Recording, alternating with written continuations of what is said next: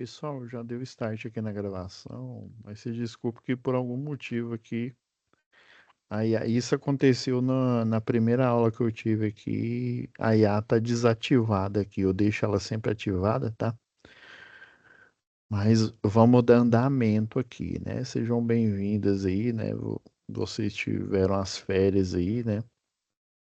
Agora vamos voltar, né? A nossa programação normal na UC8, né? UC de instalações elétricas industriais. Mas antes disso, pessoal,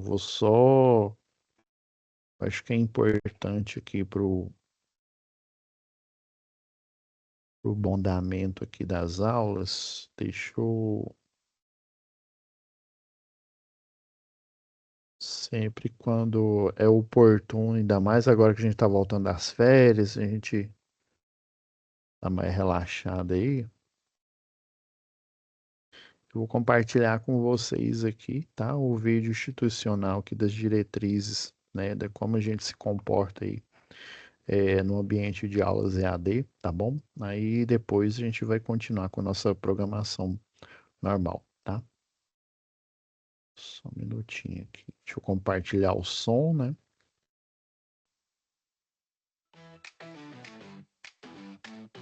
Como aproveitar melhor sua web aula via Teams?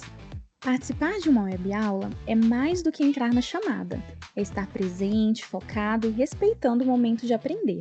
Vamos às dicas? Escolha um lugar tranquilo, bem iluminado e sem barulhos. Isso ajuda você e toda a turma a manter o foco na aula. Entre na sala alguns minutos antes do horário. Assim você consegue testar a internet, o áudio e começar a aula com calma. Sempre que possível, mantenha a câmera ligada. Isso mostra envolvimento. Mas lembre-se, esteja com roupa apropriada, em um local adequado e cuide do que aparece ao fundo. Você está em um ambiente de aprendizagem. Quer falar? Use o chat ou a função levantar a mão. Respeitar o tempo de fala do outro ajuda todo mundo a participar melhor. Evite distrações durante a aula. Feche outras abas, guarde o celular e foque no conteúdo. Esse é o seu momento de aprender. Em caso de dúvidas sobre o conteúdo, fale com seu tutor ou tutora. Para dúvidas sobre acesso ou uso da plataforma, procure um monitor. Use o AVA, ele é o seu canal direto com a equipe. Você faz parte da aula e a gente está aqui para ajudar você a aproveitar o melhor dela.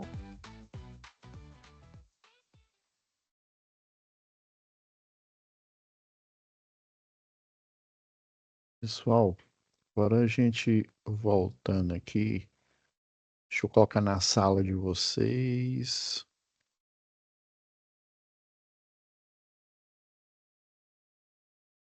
Ok.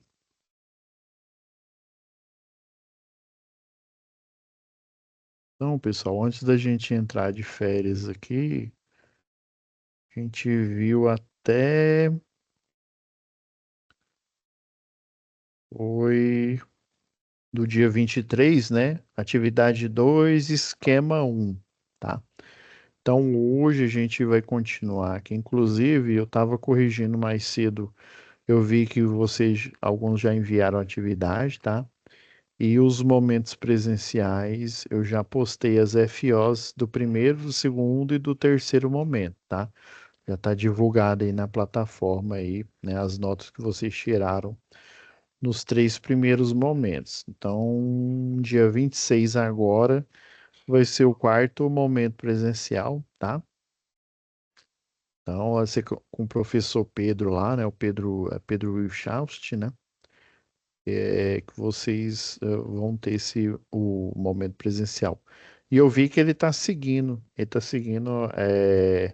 eu vi que a última, eu estava vendo aqui lançando as notas do momento presencial aqui, eu vi que ele já está em partida compensadora, né? Chave compensadora, tá? A gente vai falar isso, deixa eu ver.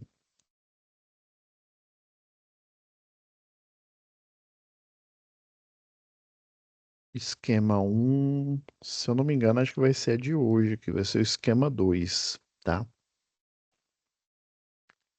Então vamos lá.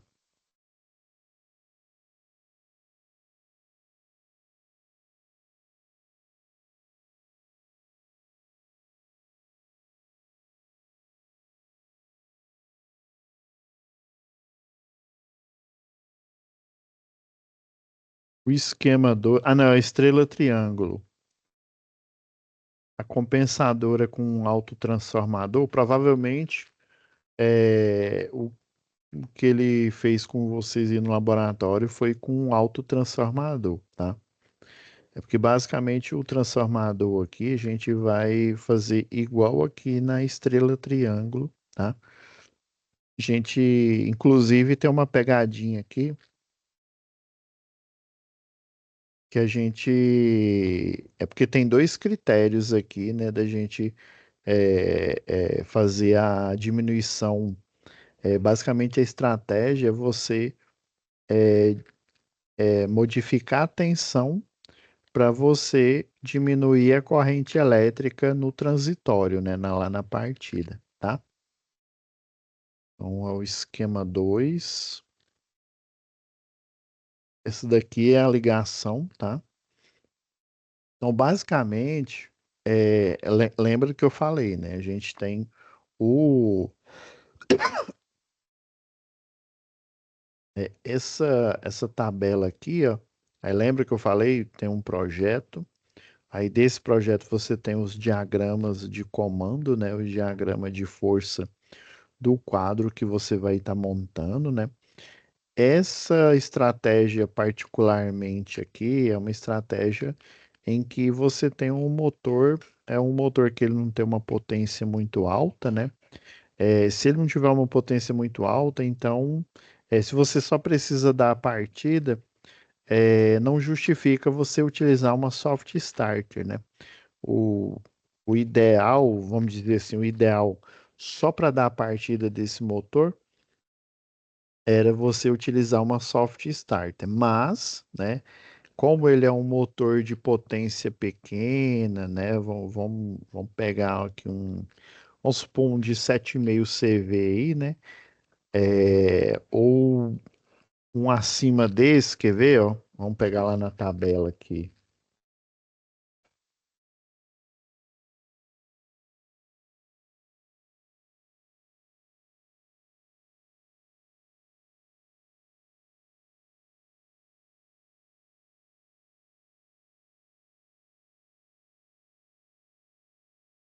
Deixa eu pegar aqui na. Eu vou usar essa daqui, pessoal, que é a que eu tenho assim mais. Na minha opinião, é a mais organizada. Ó, um de 10 CV aqui, por exemplo, ó. Ele vai dar uma potência aqui, ó, se a gente, lembrando, né, que se ele é de 10 CV, então um CV, quando você vai fazer a conversão, né, um cavalo vapor, ele dá 700 e, ai, gente, 763, ixi, agora deu um branco, né, deu um branco aqui na minha cabeça aqui, peraí, rapidão. Como se diz, né, vamos pedir pro Google aqui, né, um CV. Acho que é 736, se eu não me engano.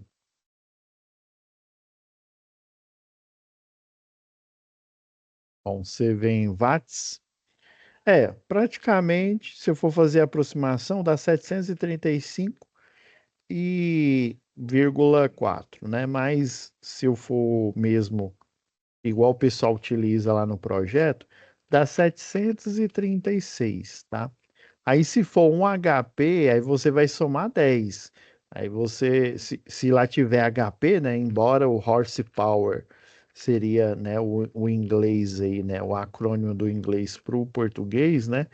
Mas eles têm uma diferença, né?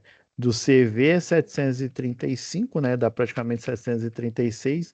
Quer ver, ó? Se você colocar aqui, ó, no Google HP, você tá vendo, ó? 745. Tem essa pegadinha ainda, viu? Se na placa do motor tiver HP, você soma 10 a mais, tá bom?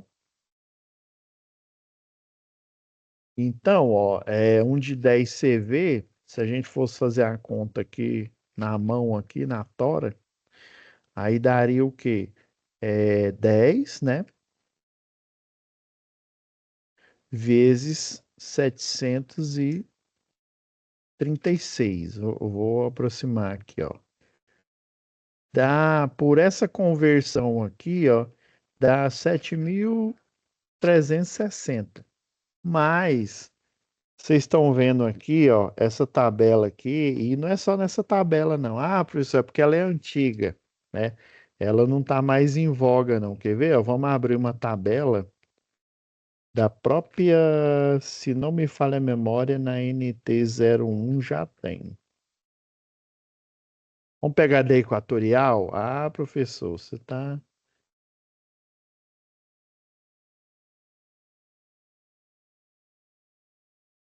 Quer ver, ó? Ó, dá até mais, ó. 10 CV aqui, ó, ele coloca como 11.640 watts, tá? Na, nessa da Celg aqui, ó, tá como 9.680. E dependendo da quantidade de motores que você tem na planta aqui, ó, igual esse cálculo aqui, eu acho esse cálculo perfeito, ó. Ele deu um exemplo aqui, ó. Eu tenho três motores de 5 CV, eu tenho um motor de 3 CV e um motor de 2 CV. Ou seja, no total aqui, eu tenho, ó, 3 mais um, 4 mais um, 5. Ou seja, no total eu tenho 5 motores.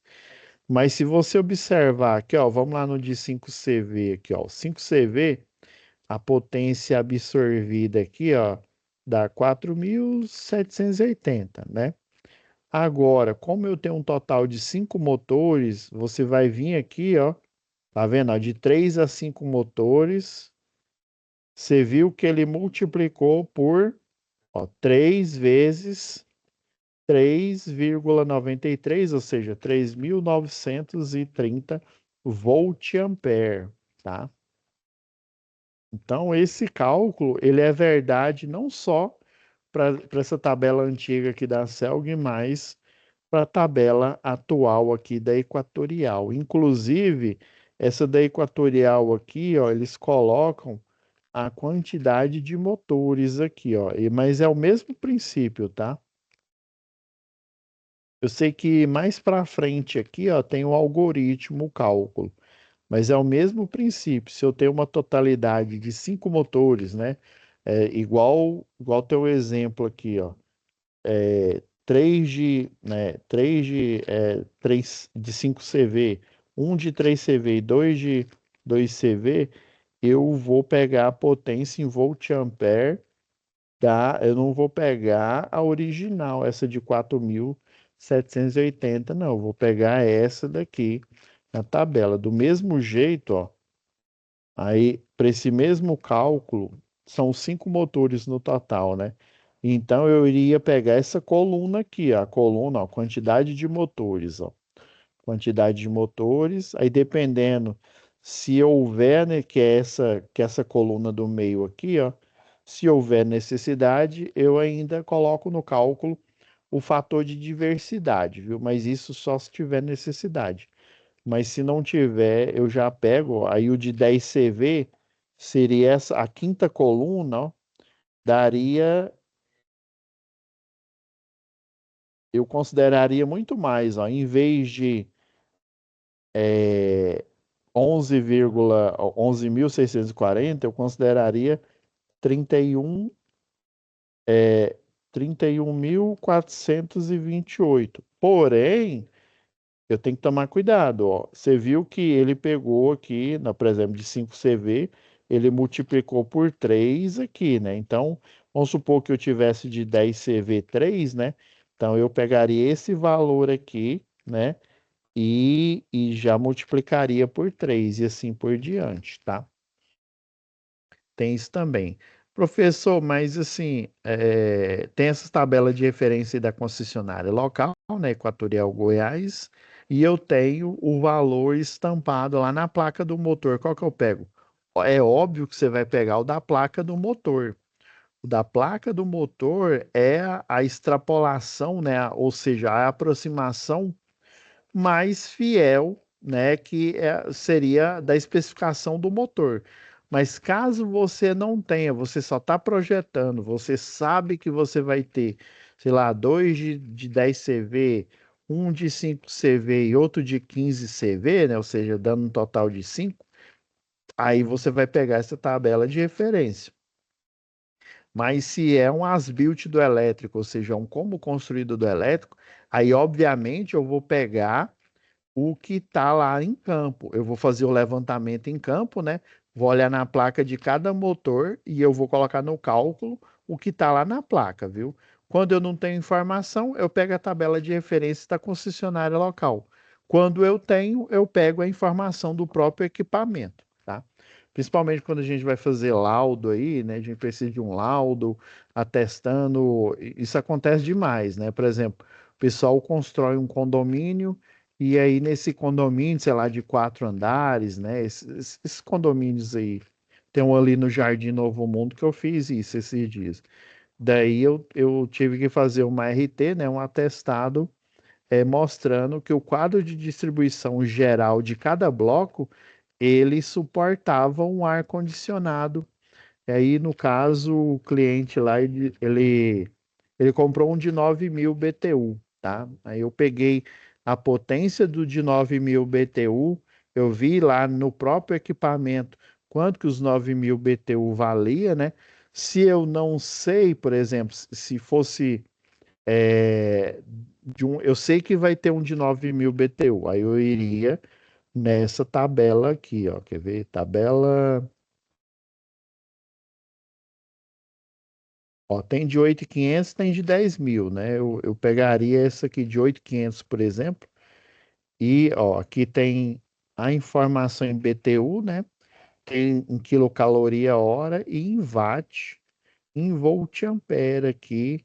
É porque que ele já está considerando o fator de potência dessa máquina aqui, mas é a máquina teórica, é a máquina relacionada ao cálculo aqui, né, no caso aí de projetos de ar-condicionado, né? Aí, mas assim, se você tiver o próprio equipamento já lá no cliente e você vai fazer esse atestado, igual eu mostrei lá se eu não me engano, foi instalações elétricas prediais, isso. Lembra aquele roteirozinho, aquele atestado que eu mostrei para vocês? Que eu mostrei como exemplo, né? Eu sei que uma das tarefas era que você tinha que fazer o memorial descritivo da sua residência, né? Falando as conformidades e as não conformidades. Daí eu peguei um exemplo de um cliente, né? Só mudei o nome lá e mostrei para vocês lá. É aquele, vocês vão pegar aquele documento, né? Acredito que vocês tenham salvo ele no computador de vocês. Inclusive, eu encorajei vocês a salvarem, né? Que uma hora dessas vocês iam utilizar profissionalmente. Beleza, entendi, professor. Mas aí no caso da máquina elétrica aqui, né?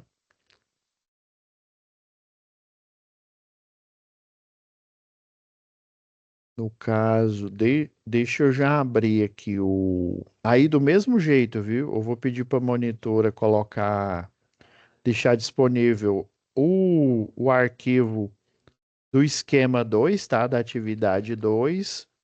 O que eu vou mostrar aqui, que a gente vai analisar aqui, tá?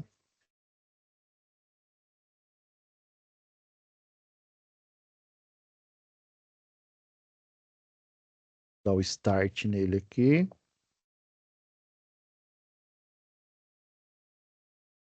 Vamos abrir esquema 2. Isso. Estrela triângulo.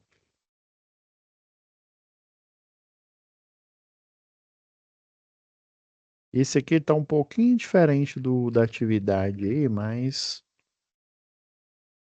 ela vai servir para o nosso propósito aqui, tá? Eu vou adequar aqui para nossa tela.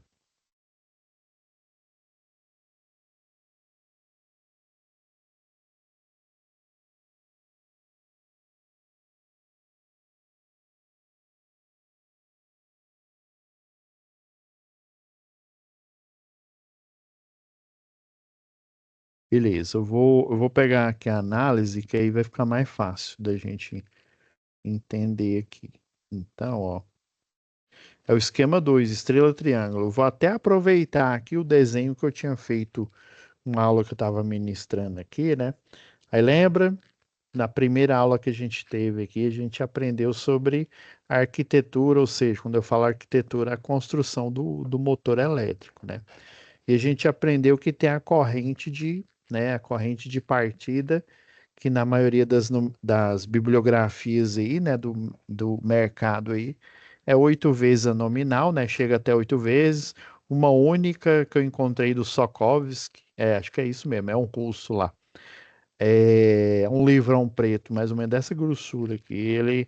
Ele fala que tem máquinas, né? Máquinas aí mais antigas que chegam a 10 vezes a nominal. Ok, né? Então, isso vocês já sabem, que a máquina elétrica ela tem um comportamento, né? Um comportamento diferente de um circuito, né? De um equipamento resistivo, porque a senoidal da corrente ela vai ter o quê? Ela vai ter uma deformação no transitório, ou seja, na partida do motor. Então, basicamente, essas, eu até, deixa eu ver se eu não fechei o arquivo aqui, ó. Foi até essa tabela aqui, ó. Essa tabela geralmente eu reforço ela na última aula de instalação industrial aqui, ó. Todas essas técnicas aqui, ó, o tipo de chave, né? Ó, tem a estrela triângulo, a chave compensadora que o professor Pedro já discutiu aí com vocês, que a gente vai ver na próxima aula, né? Essa daqui a gente nem discutiu, ó, essa série paralelo aqui, e esse de resistência ou reatância de partida também. Todas essas, né, estratégias aqui que vocês não conhecem e as mais clássicas, que é a estrela triângulo que a gente está vendo agora, e a chave compensadora, o objetivo delas é claro, é você diminuir, ok, ó, você coloca a ligação primeiro em estrela aqui, ó, diminuir a tensão, que aí, consequentemente, você vai diminuir a corrente. Mas espera lá, professor.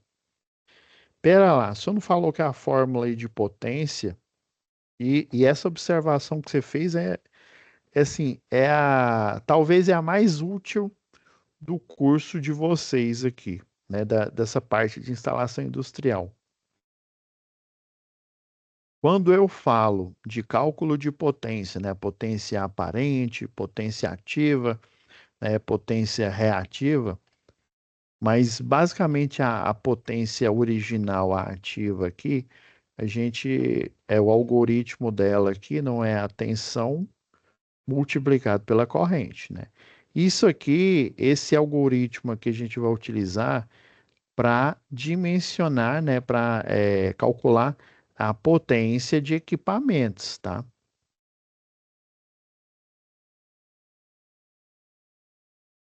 Potência, deixa eu colocar motor aqui, né, o motor elétrico,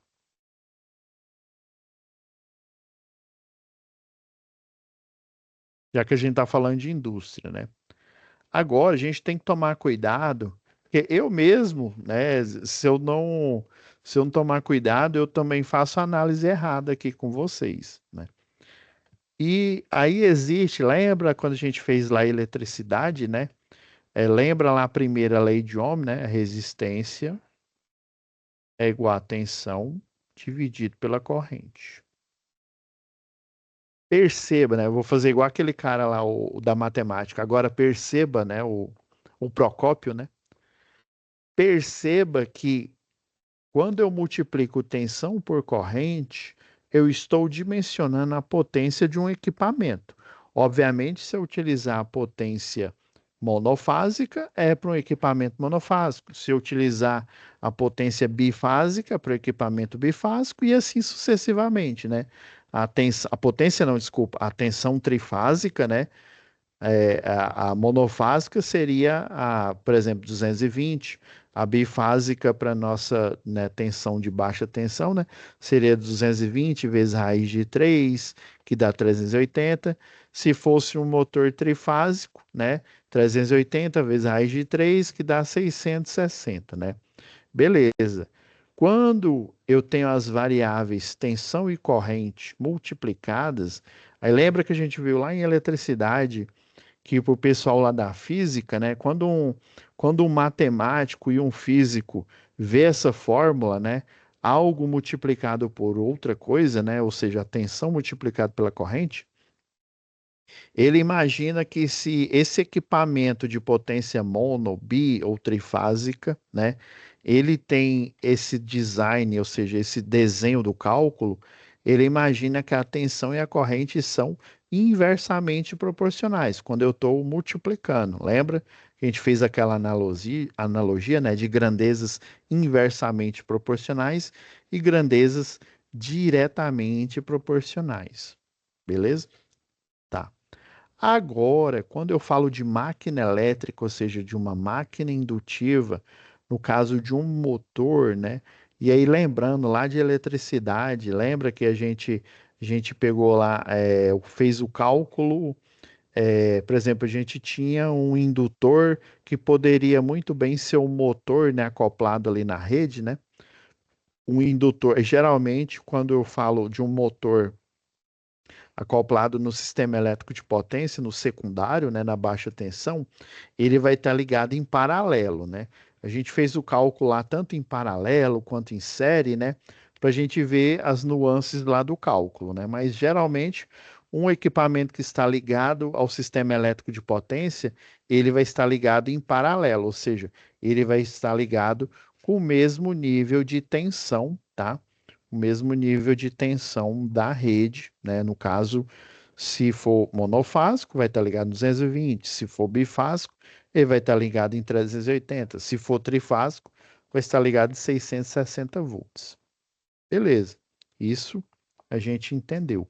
Aí lembra que quando eu tenho, né, esse elemento indutivo, que é o motor elétrico ou um transformador, né? Que também é uma máquina elétrica, né? Só que né, é uma máquina elétrica estacionária, né? Ela faz a conversão, né? Inclusive a chave compensadora, né?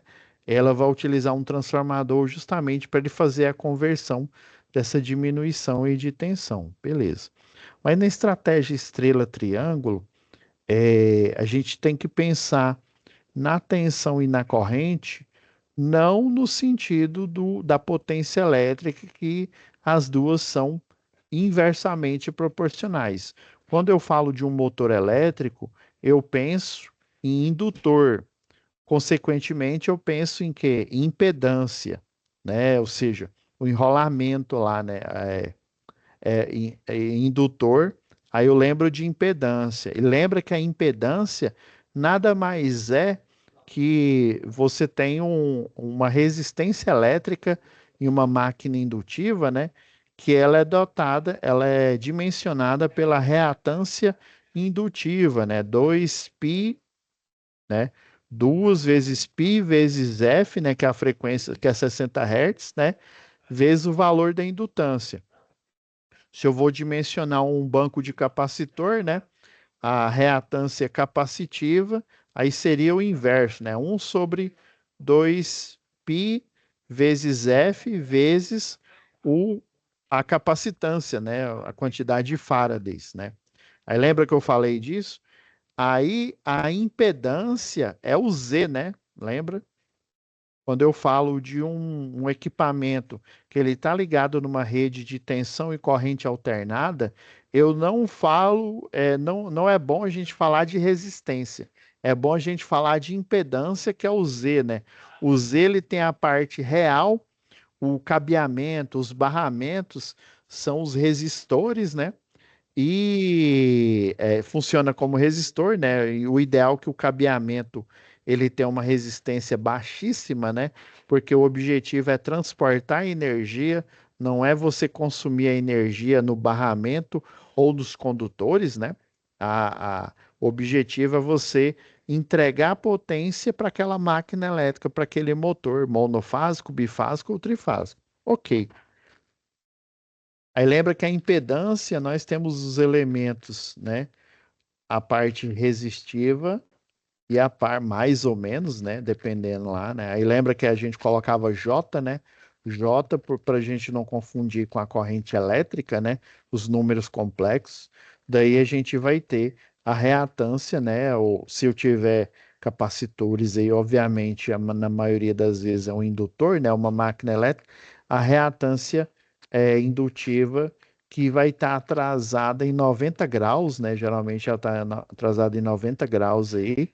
Aí quando é atraso, se não me falha a memória, é soma, né? A função trigonométrica, na hora que a gente translada ela no eixo trigonométrico ali, né? Quando a gente faz o atraso, é, a gente joga a onda senoidal para trás, na verdade, a gente faz uma soma de ângulos. Na hora que a gente joga a onda para frente, a gente faz uma subtração de ângulos aí, ali matematicamente, né? Por isso que ele coloca, lembra lá que a fórmula polar, né, menos 90, né, e tem o mais 90 lá. Ok. Tudo isso, pessoal, foi só para, né, para a gente reforçar a questão é que quando a gente pensa na impedância, a gente pensa na primeira lei de Ohm, né? A gente pensa na armadura que essa máquina elétrica tem. E então, para uma máquina elétrica, seja um motor, seja um gerador, seja um transformador, né, uma máquina estacionária, a tensão e a corrente, ela nesse caso, né, no caso que a gente fala de impedância, né, das armaduras que esse sistema elétrico tem, a gente tem que entender que a tensão e a corrente são diretamente proporcionais, né? Com isso em mente, o que que a gente faz aqui, né? Na estrela, né? Aí qual que é o objetivo de colocar ela na ligação estrela aqui primeiro, ó, essa daqui, ó. Você vai dar a partida, que no caso do desenho de vocês aqui é o K3, ó. Ele vai iniciar como em estrela aqui, ó, né? Com a tensão menor, tá? É por isso que eu falei que vocês têm que analisar segundo o ponto de vista da impedância, ou seja, do ponto de vista, a tensão e a corrente, do ponto de vista da primeira lei de Ohm, onde a tensão e a corrente são diretamente proporcionais. Então, o objetivo de colocar em um primeiro momento, tipo 3 segundos, né, ou 5 segundos, aí dependendo aí da partida aí, né, para não forçar o motor, e dependendo da curva, né? Nesse caso aqui, o que a gente tem de proteção são fusíveis aqui, né? Nesse caso aqui não é nem um disjuntor motor. Inclusive, esse motor é um motor genérico, aqui ele não fala nem de a potência dele propriamente dita, né? Então, ó, nós utilizamos três contatores. O K3 é para ligação em estrela, tá? Aí essa ligação em estrela, a gente vai diminuir a tensão, consequentemente, do ponto de vista da armadura, né, ou seja, da impedância, a corrente elétrica, ela vai ser, né, se a gente estivesse falando de potência, aí seria inversamente proporcional. Aí nesse caso aqui, né, da armadura, ela é diretamente proporcional. Então, se a gente, num primeiro momento, liga ela em estrela, nós diminuímos a tensão para tensões de linha aqui, né? Tensão de linha, não, desculpa, tensão de fase, né? E a gente, consequentemente, vai diminuir a senoidal da corrente elétrica. Aí, lembrando que no transitório aqui no início, ela tem o quê? A corrente de pico. Espera aí, se eu diminuir a tensão, consequentemente eu diminuir a corrente, quer dizer que a corrente de partida vai ser menor. Então, note que o estrela triângulo, série paralelo, chave compensadora, resistência ou reatância de partida, o estrela triângulo, já eu utilizando aqui né, uma chave automática, né? Que no caso ele está falando em direta aqui, ó. Dependendo, uma soft starter aqui, ele pode utilizar dependendo ali do hardware ali, ele pode utilizar essas três estratégias ali, o que vai ficar melhor para ele, ou na soft starter, né? Ou na inversora de frequência, né? Então, todas essas estratégias vão ser utilizadas. No caso da soft starter e da inversora de frequência, ela é automática, né? Ela vai ser mais suave, né? Até mesmo porque o soft start já dá ideia, né? Soft, né? Suave. E o estrela triângulo, né? O série paralelo, chave compensadora, o resistência ou reatância de partida. Na verdade, esse resistência ou reatância de partida, o pessoal coloca um resistor variável, né? Ele chama de reostato. Aí esse reostato ele vai fazer a regulação da impedância, né? E essa regulação da impedância, justamente do ponto de vista da máquina aqui, né? Eu quero diminuir a corrente elétrica. Aí o que que ele faz? Aí como a impedância, aí nesse caso aqui, a impedância, se eu olhar só para a impedância e para a corrente elétrica, né? A impedância e a corrente, elas são inversamente proporcionais. Aí o que que ele faz? Ele aumenta a impedância e, consequentemente, como elas são inversamente proporcionais, ele diminui a corrente nominal, que vai diminuir a corrente de partida. Então, tanto pelo método manual como pelo método automático, né? O objetivo é claro, é sempre diminuir a tensão, que consequentemente vai diminuir a corrente, que consequentemente, diminuindo a corrente nominal, vai diminuir a corrente de partida. Então, é simples assim. Então, ele vai colocar, por isso que tem um temporizador aqui, ó, tá vendo esse desenho que parece até uma bobina, né? Esse relé aqui, ó. O relé temporizador, geralmente a gente coloca esse aqui, o on delay, né? Então, nós vamos ter três relé térmico, né? Um para cada aqui.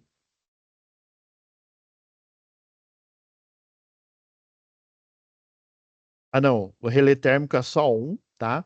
Três fusíveis, né? Um para cada fase. Três contatores, né? Um contator para ligação em estrela e outro para ele fechar aqui em triângulo, tá? Aí, passado esse tempo em que ele diminuía a tensão e diminuía a corrente nominal e, consequentemente, a corrente de partida, ela foi diminuída, né? Passados 5 segundos, por exemplo, ele vai aumentar a tensão, que vai aumentar a corrente nominal, e já que ele já passou pelo estágio da corrente de partida, né? Ele vai assumir a corrente nominal original do motor. Ah, então é isso, professor. E aí, basicamente, né, as etapas aqui, né, a gente tem sempre a etapa de montagem, né, onde a gente vai fazer as ligações aqui, observando a parte em estrela, a parte em triângulo, e a etapa de teste, né, que ou é um teste funcional que a gente pode fazer no próprio, vamos já ligar o simulador aqui, né, vou ligar os disjuntores aqui, tá? Eu vou dar a partida no motor aqui, ó. Ele tá ligando, ele tá girando em sentido horário, tá? Aí, ó, vocês viram aqui, ó, deixa eu desligar aqui. Num primeiro momento aqui, ó, vou ligar, ó. Eu liguei, aí primeiro, vocês viram que o K1 e o K3, nesse caso aqui, ó, ele primeiro ligou em estrela, né? E vocês viram aqui, ó, o RT, ele é o relé térmico, tá? Aí vocês viram, deixa eu desligar novamente aqui, ó. Vocês vão ver que tem um contador aqui, ó. Deixa eu dar um zoom aqui. Agora acho que vai ficar mais claro aqui, ó. Eu liguei, ó. Tá vendo, ó? 4, 3, 2, 1, 0, ó. Chaveou para o triângulo. Então, você vai regular, né? Você vai regular esse. Deixa eu parar a simulação aqui, ó. Você regula o relé térmico justamente, ó, tá vendo? Ó, temporização, ó. O fator multiplicativo é o 5, né? Na verdade, tem, nesse caso, esse aqui do simulador, ele tem um, dois, três, tem quatro fatores multiplicativos, né? O primeiro é de 0,1 em 0,1 segundo, ou seja, muito rápido. O segundo é de 1 em 1 segundo. O terceiro ele multiplica por 10 e o quinto ele multiplica por 60, ou seja, se eu colocasse isso daqui, ele demoraria 5 minutos, né? Ele ficaria 5 minutos rodando em estrela, depois em triângulo, né? Só que o transitório ele é rápido, geralmente a gente coloca aqui em segundo. Então, tempo suficiente, mas aí, obviamente, né? A gente tem que ver qual que é a potência desse motor, como que ele está dimensionado aí, para a gente justamente, né, colocar ele no início. Esse aqui seria o que a gente chama, não só aqui na engenharia elétrica, né, mas também lá na engenharia da automação, de automação burra, né? Você tem uma ilusão de que foi, né, tá tudo automatizado, mas na verdade você programou ele para ele ter esse comportamento aqui baseado, né, no que em estrela ele vai diminuir a tensão, consequentemente ele diminui a corrente nominal e consequentemente ele diminui a corrente de partida.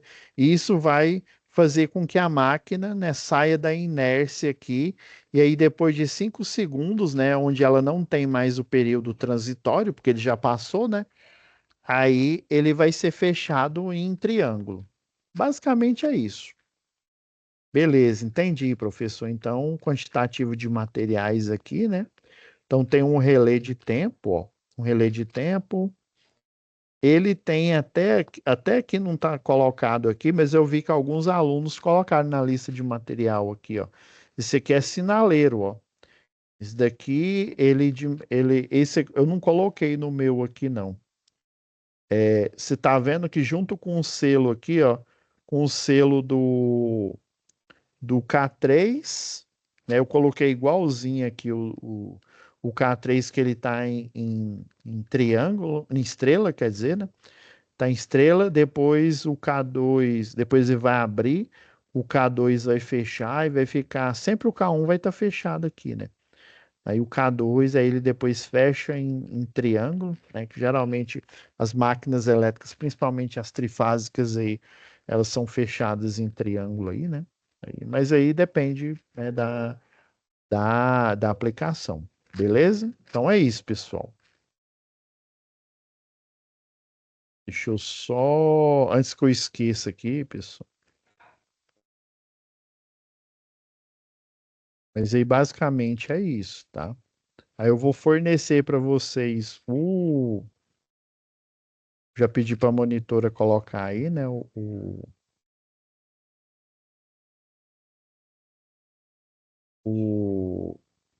a simulação já pronta, né? Para vocês poderem simular aí em casa, né? Não só aí na unidade do Senai, né? Mas simular. O ideal é que vocês utilizem o computador, tá? Esse programa ele não roda no celular. Teve até um aluno que perguntou esses dias, né? Esse dia que eu falo antes aí de iniciar o período de férias, tá? Beleza? Então é isso, pessoal.